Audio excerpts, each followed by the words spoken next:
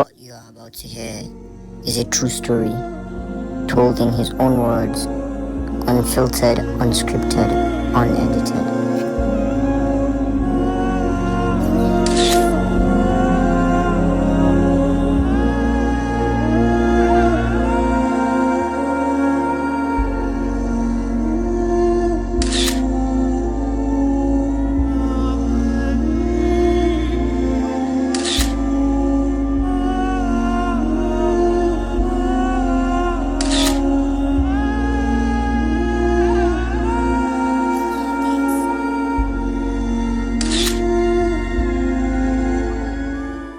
My name is Ahmed Hamis, and today I'm with. And my name is Yaseer, Alright, and we are here to continue from where we stopped from our last episode. So, I believe I was telling you about there was a guy that got shot and he got killed. yeah, So after he died, we buried him in the Sahara, and we have to move on. We have to keep going to the next city. So after we went back inside the car, as we were going, I told you that the blood stains yeah. that I saw, that was the first time in history that someone got killed in my In your presence. presence, yeah. So the blood stains is stuck in my head. It messes me up in my brain. Yeah. As we were driving, I wasn't as we were going driving, the only thing I was thinking in my head that there was a high chance, like it could have been me there. I could have been the one that's dead in that Sahara, buried Yeah. with no family members, no anyone, no loved one. And to me, I don't want to die that way. So it stuck in my head. Yeah. I thought about it for so long. So as we reached the next city, I told you the driver, he actually dropped us outside the city. Yeah. Outside the city. So he told us that we have to get a taxi that was going to take us inside the city. It was 1 a.m. in the night, Yeah. around 1 a.m. Yeah. So as we got another taxi, we paid. So as we were going inside this, approaching the city, the driver told us that there's a police checkpoint up ahead. There's a police checkpoint up So ahead. you guys gotta drop up. Yeah, we have to drop off the car. So he said that there's a police checkpoint that we should drop off and go around the checkpoint, and he will be waiting for us ahead. Yeah. So we did what he asked us to do. But unfortunately, as we were going, as we were trekking, we trekked for about, let's say, I don't know, about maybe 2 to 3 kilometers. Yeah. We noticed that this man was lying. There was no any checkpoint.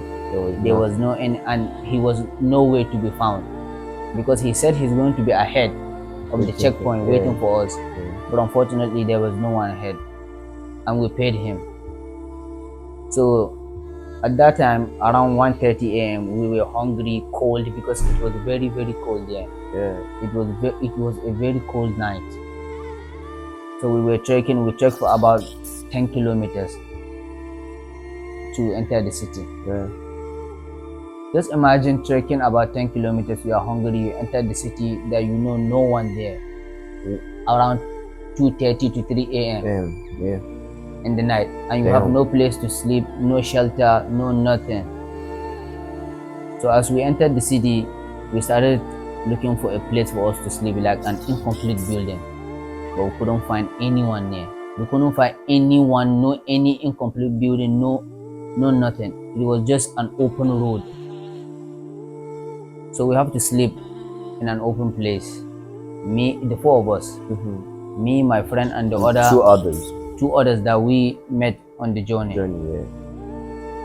We couldn't sleep till morning because it was so cold. We have no blanket, no nothing, no food. So we slept there that night. But in my head, I never thought I was going to see the morning that day. Yeah. Because I was so cold and hungry. I was devastated. At some point I even wanted the police to arrest us, just so that you can get some, we can get some shelter, just so we can get some food, just so I was hoping for police to arrest us. I get what you're saying. So fortunately, we were fortunate to see the morning.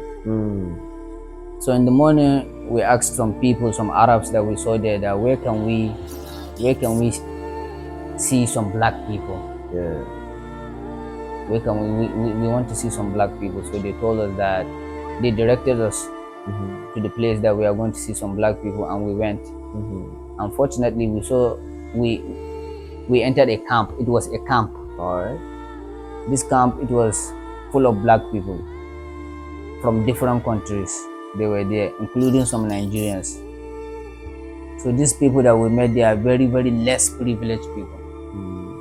Because we thought that in the camp we were going to find some shelter, food, and maybe we can rest there and just chill out. But unfortunately, there was no any shelter there. No shelter. Because the camp might be probably a private camp that they created themselves. They created it themselves. It Damn. wasn't created by any organization. Damn. It was a tent that they created themselves. Damn.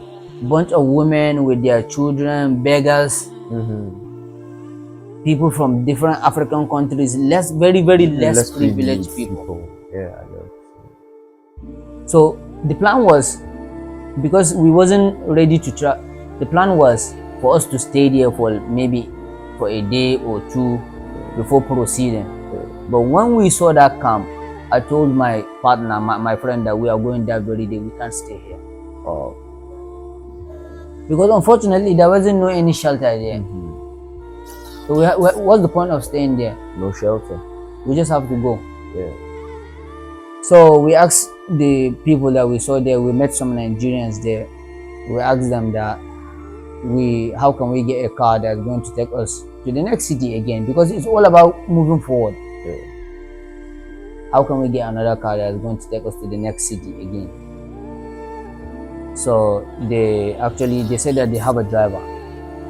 So they called someone for us, because there are so many people. That's normally the normal route for everyone who is coming from where we are coming from. That's where we are going to go. Those are the only people that know where you can get a driver. Because unfortunately, you can't go on the main road and be asking for a driver. Police are going to arrest you. Yeah, because you came in without a passport. Because you are an illegal immigrant. That's exactly what we were. Yeah. Illegal immigrants. Yeah. So they called this man for us, an Arab man. We paid him money. I forgot how much, but we paid him money, the two of us. Just for the transport? Yes, just for the transport. So this man, he had some other passengers, other black people. So he attached us with the other passengers at the back of a truck. Then we proceed to the next city.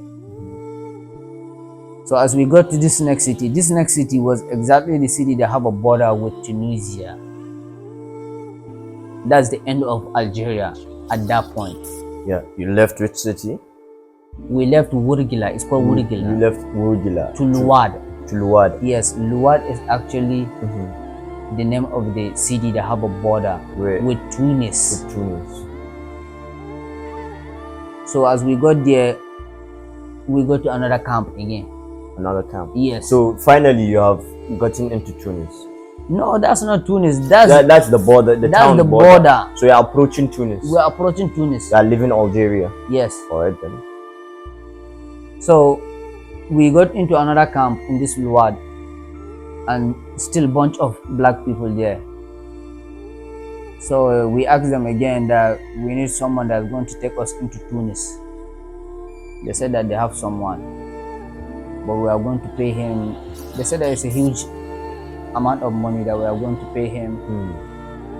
Let's say about 300,000 in Naira. In Naira? Yeah, both me and my friend. Alright. So they called the man. We talked with him. He's a Nigerian, actually. He's a Nigerian. We talked with him. He said that we have to pay, and we are not the only ones that he is going to take with other illegal African, other African-speaking countries. These black people. Yeah, but mostly West Africans. African, French-speaking countries. So I French-speaking countries, West Africans. Yeah. So we were about 15 in number. So we paid him. The funny thing is that We paying that money. He's not going to take us by car or by anything. We're actually trekking into another country. Okay, so this is where you did trek in the Sahara. Yes. Alright, then we have gotten to that point. Yes. Yeah. That's where the trekking starts. Ah. And that's the hardest test. That's the hardest test. The most hardest part of the trip. Yes. Aye. So on that very day, we started the journey. He called some Arabs with a taxi. They actually took us to the border. So they dropped us there at the border between Algeria and Tunisia. Tunis. Yeah. Oh. So when they dropped us, then that's the place that we have to start trekking. So we start. So that was when you knew, alright, it's about time we start trekking. Yes, because I already knew that we are going to trek. Did you get some foodstuffs? Yes. We got. I have a backpack with food inside, but unfortunately, the food is not going to be enough for the days. So we get right. We will come to it. What happened? Yeah. So the thing was that we started trekking, and I was the one carrying the backpack. Can you around what time did you start trekking? It was in the night. At night? I think around maybe 10 to 11 in the night, PM. You guys left because probably trying to avoid the cops or? Yes. Yes, we were trying to avoid the cops, the immigration officers, whatever, because from there, if they just arrest you, you are going directly to prison. That's exactly where you are going. So we started going that day. I was carrying the backpack and it was so heavy on my shoulder, so heavy on my shoulder. So as we were trekking, then I started to feel dizzy, miserable. I started questioning myself, what actually brought you here? I started criticizing myself to the highest level. I started blaming myself. I wasn't blaming my friend because I was the one that initiated this journey. I was blaming myself. At some point in the Sahara, my friend was blaming me for actually convincing him to come. But the truth is that I wasn't the one who convinced him. I just told him my plans and I told him that he can come with, but I didn't force him to come with me. As we were going inside the Sahara, I was carrying the backpack. The backpack food was inside the backpack. We have some sardine, some bread, Coca-Cola, biscuit, chocolate, all this stuff. All for the Sahara. Water and water inside. And I was the one carrying the backpack.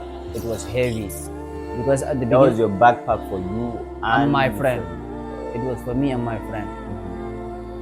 So as we were going at the beginning of the journey, our legs were sinking in the sand. So as our legs were sinking, it becomes even more difficult to walk. So because the effort, it requires even 5 times more effort than normal walking. So as we were going, and imagine doing that with a backpack that's so heavy on your back, and the backpack was aching my shoulders. It was aching my shoulders were like I was in pain. So I asked my friend, I told him that, can you carry this bag? He said, okay. Then he carried the bag for about an hour or an hour and a half. He told me that he understood something, that for him to carry this bag, he has to choose whether for him to carry the bag and just sit down. Because what he told me was that he couldn't carry the bag and walk at the same time. Like, it's not possible for you to carry that heavy bag on your shoulder while your leg were sinking inside the sand and be walking at the same time. That's so hard.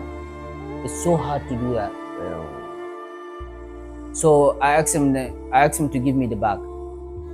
So he gave me the bag. Then we started going again. We started going.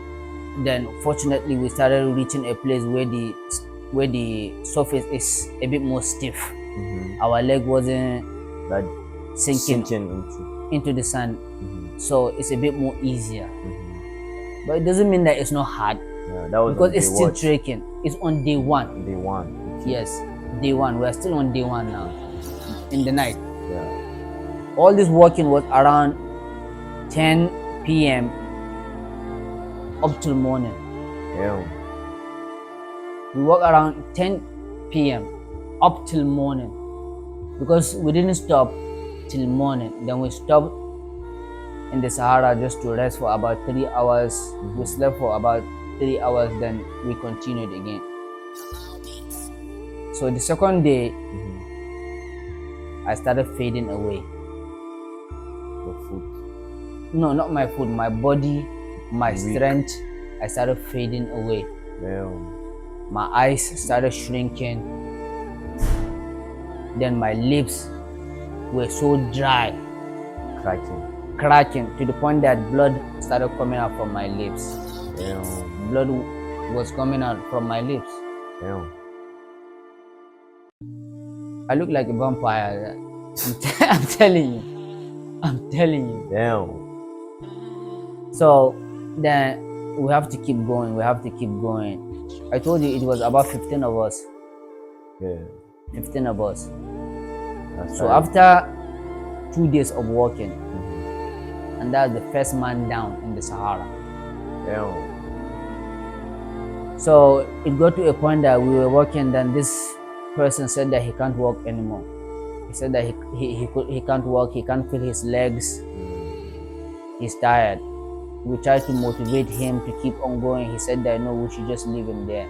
Yeah. He said we should just leave him there, that he can't walk, he wants to die there. So we tried our best to convince him.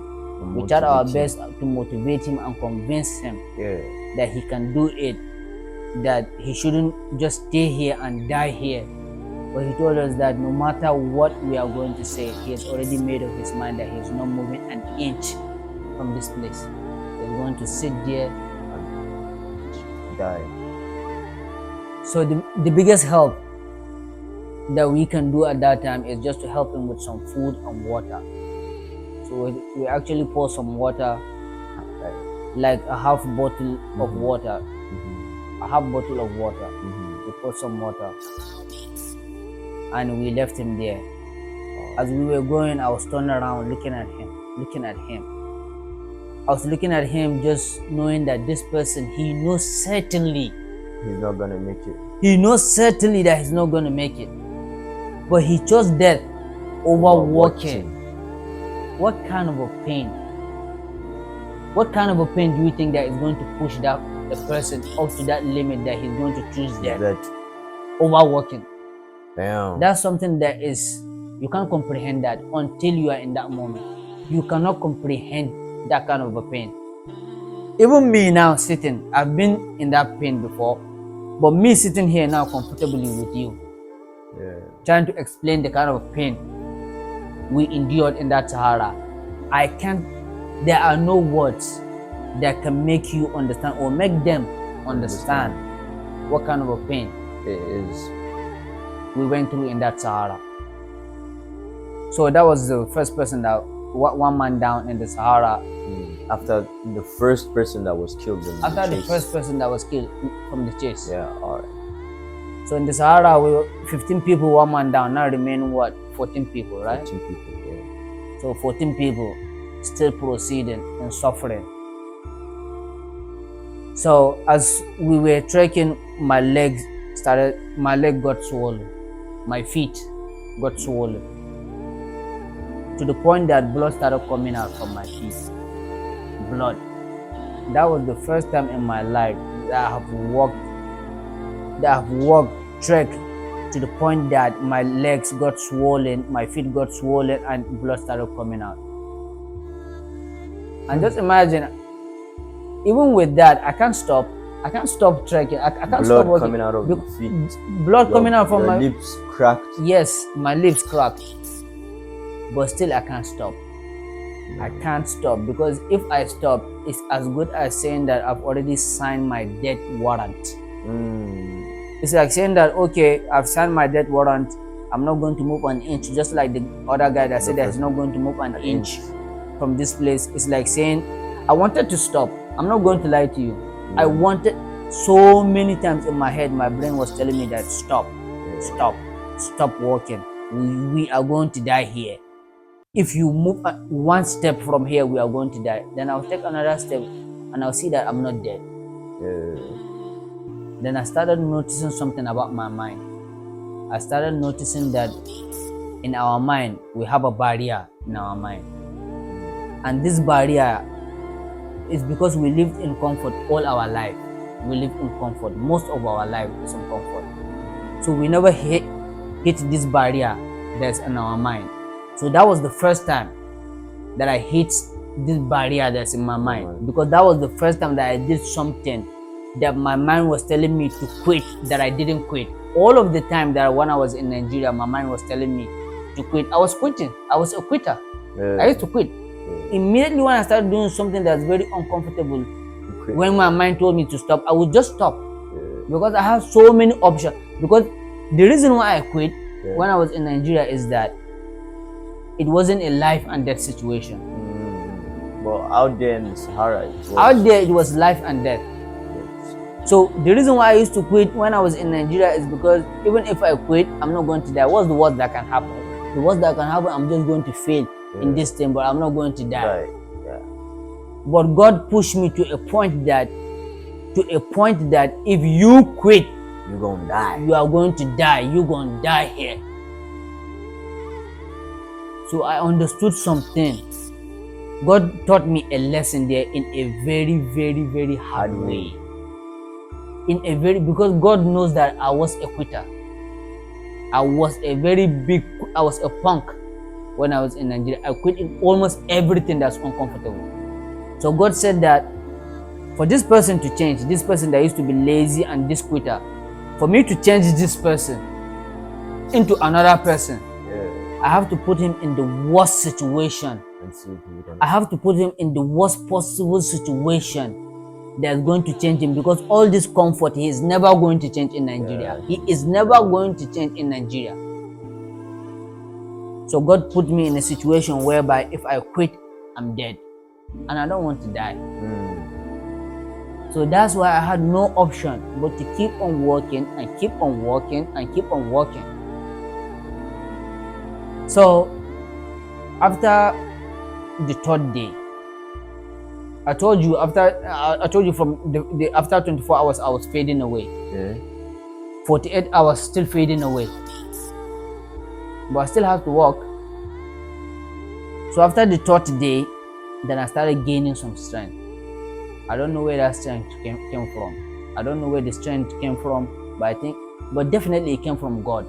But everything happens for a reason. What happened was that when my mind knew that I wasn't going to quit,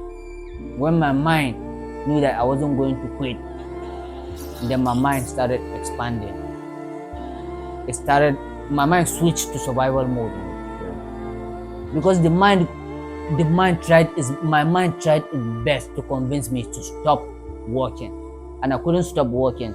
Then the mind understood that I'm not going to stop. Then the mind started expanding. It started expanding and it started giving me more ideas on how to survive, and it's giving my body more strength on how to carry on in this journey. So that's something again that God taught me at that moment, because I understood that once your mind understand that you are not going to quit on something, it will give you more ideas on how to survive or to do whatever, even if it's not about surviving, even if it's about maybe you doing something that's hard, that's not about surviving. Once you don't give up on that thing, once your mind understand that you are not going to give up on that thing, you are trying so many times to push, your mind is going to open up. It's going to open up and it's going to give you more ideas on how to conquer whatever is it that's in front of you. So the third day, because before I left Nigeria, I knew the story about David and Goliath. The story about David and Goliath. In Islam, we call it Dawood and Jalut. Yeah. Dawood, that's the prophet Dawood and Jalut. Yeah. So that story of David and Goliath, then I put myself in a situation whereby I put myself as David, And then I put that my situation, the Sahara, the suffering, and everything that was in front of me as Goliath. Yes. I put it as Goliath. So I started saying that if David can overcome Goliath against all odds, if David can overcome Goliath, then definitely I can overcome this Sahara. I can overcome all this suffering. I can overcome all this pain here. That's powerful. Very powerful. That's really powerful. That's why it's good to know all these stories. Yeah. Because that's a source. This kind of stories are source of strength.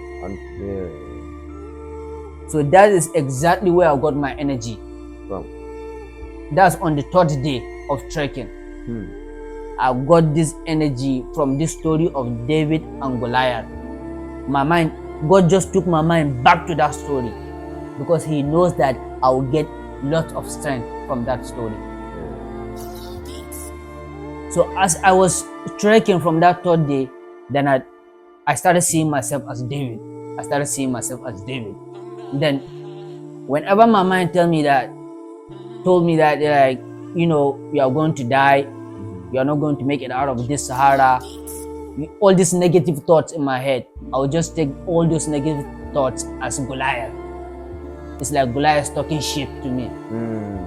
It's Goliath talking shit. The way Goliath, you know, Goliath was so haughty, he was so proud. When he saw David, he was like, how can you bring this small boy to fight me? So I started saying to my mind, to that Sahara, to all that suffering, to that, I know this Sahara, all this suffering is telling me that I'm not strong enough. I'm not strong enough to overcome it. But I'm telling myself that I'm going to overcome whatever is it that is in front of me, the way David overcome that Goliath. So I was, from the beginning of the journey, I was among the people that are left behind. Because I was carrying this backpack that was heavy on my shoulder, and I was tired, I wasn't strong enough, I was this, I was that, all these negative things. But after I thought about David and Goliath from the third day, then I was in front. I was in front because I have gained a power. I have gained an energy that whatever my mind is going to tell me, or whatever that Sahara, or whatever that suffering, or whatever negativity is going to tell me, I have an answer to that. And what's that answer? That is possible. I'm going to overcome this situation. This is not the end of me. I'm not going to die here. I'm not meant to die here. I knew that God didn't bring me this far just for me to come and die here. And I knew from my guts, I knew that I wasn't meant to die there. So as we were walking, then the people started noticing that this person has gained some strength. I was there in the front, and I was singing this Eminem song, Not Afraid. I was singing this Eminem song. I'm not afraid. I was chanting, I'm not afraid. I'm not afraid. Then the people started looking at me like, is this guy crazy? Is this guy mad? Is he running crazy already? People started thinking that this Sahara finally got to his head. This Sahara finally fucked him up. They don't know that I've gained something that they haven't gained. And it's God that helped me. Just by me thinking about that David and Goliath. Even my partner that we were in the journey with, my friend, he asked me that, are you okay? How can you be just shouting not afraid in the middle of Sahara as we were going? I told him that because I'm not afraid. That's exactly, I'm not afraid. Because I've already, in my mind, I'm not in that Sahara. In my mind, I took my mind back home when everything was going well. When there was no suffering, I was in my comfort zone. I had to lie to my mind that we are not in the Sahara. Me and you, my mind. I told my mind that me and you are not in the Sahara. We are back home. We are back home in my car, and we are playing this song, this Eminem song, Not Afraid. Just imagine. I had to lie to my mind, because the mind doesn't understand whether you are joking or you are lying. That's why you have to be saying good things to yourself, because the mind doesn't. If you are always criticizing yourself, even your body is not going to give you the energy to do good things, because the mind controls the body. So I took that mind out of the Sahara. As we were in that suffering, I took my mind back home in my car, and we are playing this Eminem song, Not Afraid. That's why I'm singing that Not Afraid in the Sahara. And all of those people that we were together with, it doesn't make sense to them. What I'm doing, what I was doing there, doesn't make sense to them at all. Because you had a cheat code, It was a cheat code. And I looked at their faces, they are so miserable. Their faces, some of them. The thing is that the way that suffering was, you can't even cry. There are no tears there. You can't even cry there. There's no room for tears. There is no room for tears in that Sahara. I'm telling you. No room for tears. So I started looking at their face. They are so miserable. Then I started thanking God for giving me this source of strength. Because I know it wasn't my doing. It wasn't? It wasn't me. It wasn't. So as we kept on going, now I'm at the front with so many people. I'm at the front with few people, because the rest of the people are at the back.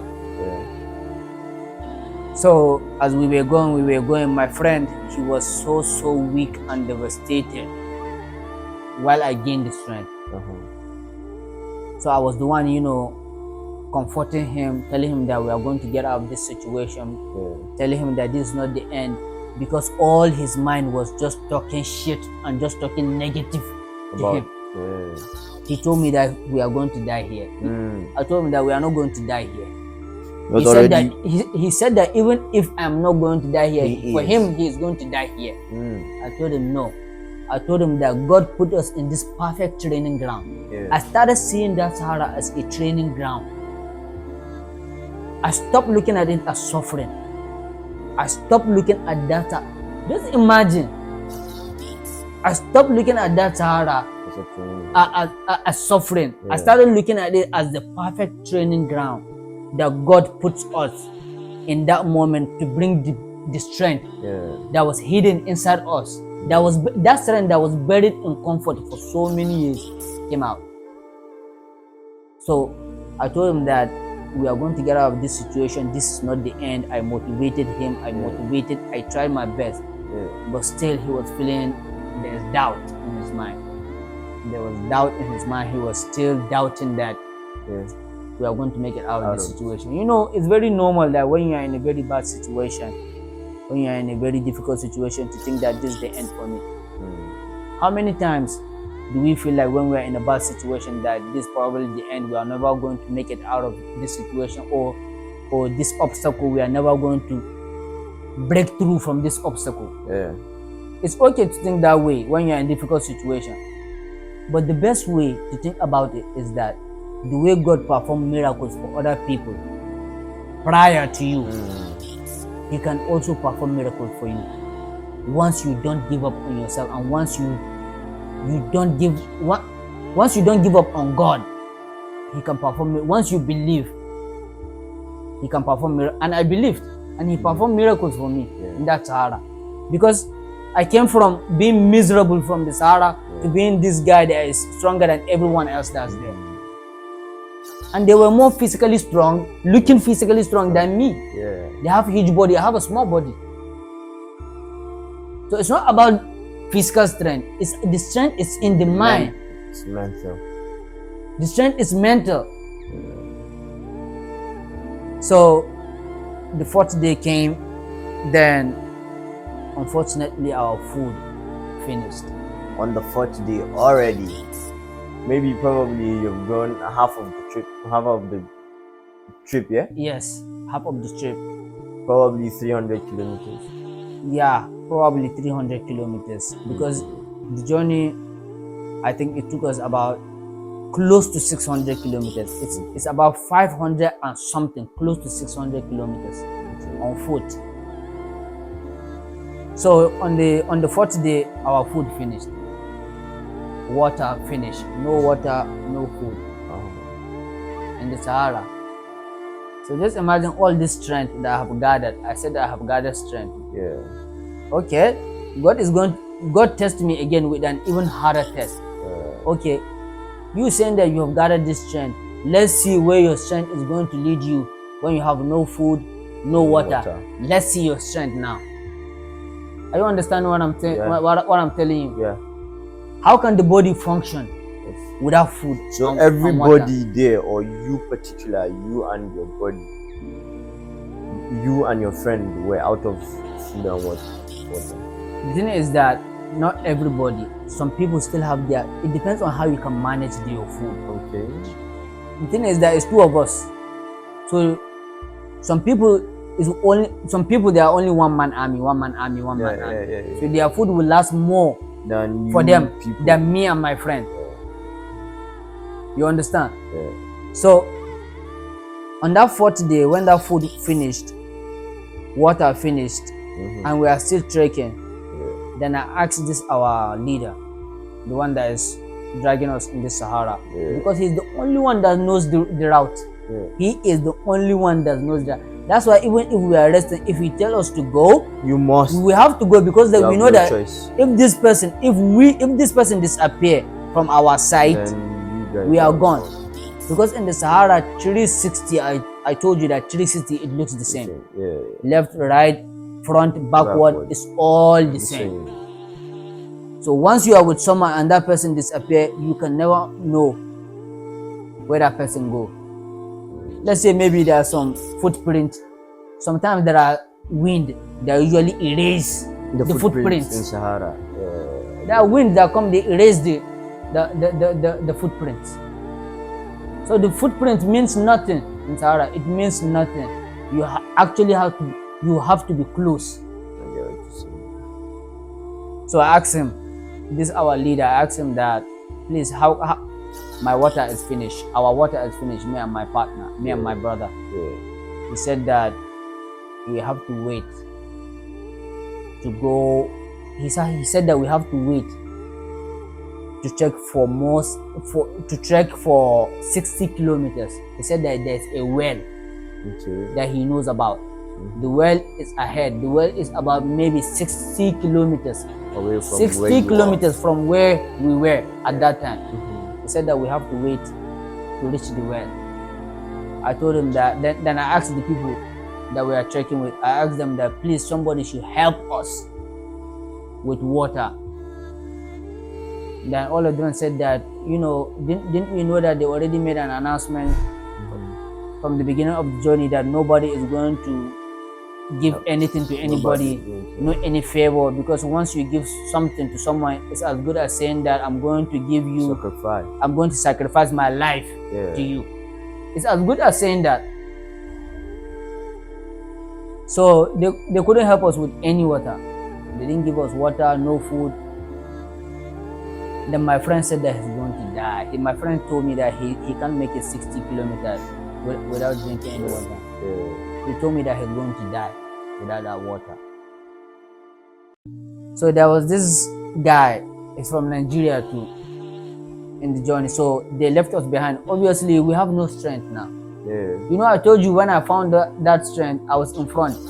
When the food finished and the water finished, I was at the back once again. Back to square one. I was because there's no strength to keep on pushing. Now the only strength that I have is my faith. It's my belief that God inspired me in a way that I just have this belief that we are not going to die here. I don't know. It's just God. I can't explain to you how that belief works. It's just God. It's just in my heart. So I was at the back once again. Me, my friend, and one other Nigerian guy. So this Nigerian guy, he had some water in his backpack. So we asked him to help us with water. He said that he can't help us with water. He can't help us with water. And he has access. not actually excess. Because there's no excess water. There's no inside. any excess water there. Not excess, but he had maybe, let's say, one full bottle. Oh my God. One full bottle. We told him that he should just help us, like maybe with a little bit. Let us just quench our thirst. About 3 cups. 3 cups. Let's Yeah. just maybe just quench our thirst. He said that he can't do that. So they left us behind, and the leader, he was in front with the other people, and we were just left a little bit behind from the other group. So we told him that, and it was at night.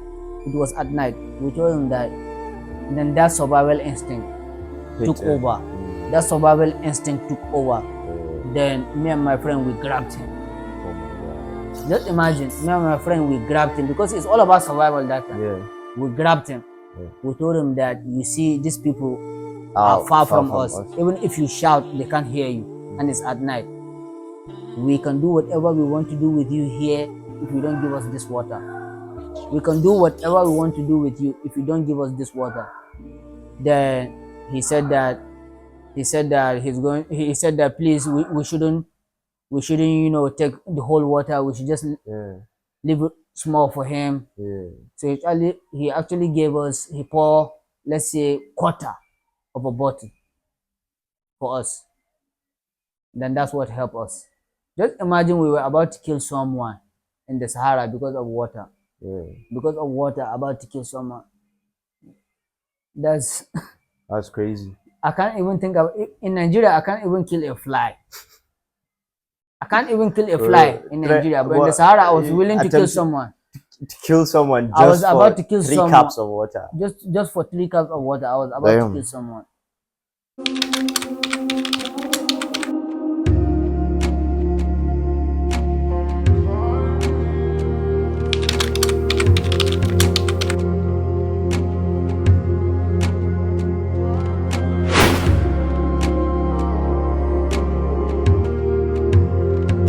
If this story moved you, subscribe, share, tell someone. This story deserves to be heard.